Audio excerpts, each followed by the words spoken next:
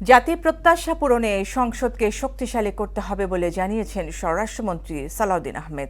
আর এজন্য সংসদ সদস্যরা কাজ করবে বলে জানান স্বরাষ্ট্রমন্ত্রী। জাতীয় সংসদ অধিবেশনকে সামনে রেখে গুলশানে বিএনপি চেয়ারপারসনের কার্যালয়ে দলীয় সংসদ সদস্যদের দ্বিতীয় দিনে প্রশিক্ষণ কর্মশালা থেকে বেরিয়ে সাংবাদিকদের এসব কথা বলেন তিনি। নতুন সংসদ সদস্যরা এই প্রশিক্ষণের মাধ্যমে দেশে প্রত্যাশা পূরণে সক্ষম হবেন বলেও জানান সালাউদ্দিন। বলেন, সংসদ নিয়ে অতীতের বিরূপ সংস্কৃতি থেকে বেরিয়ে এবার জনকল্যাণমুখী সংসদ পাবে জনগণ।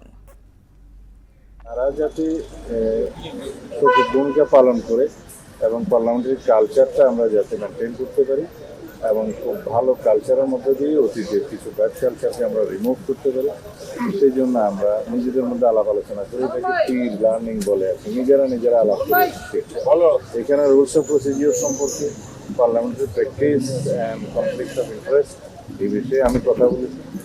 আর বিভিন্ন বিষয়ে রীতি রেওয়াজ পদ্ধতি পার্লামেন্টারি এগুলো যাতে আমরা শিখি সেই বিষয়ে আমরা নিজেরা আলোচনা করেছি।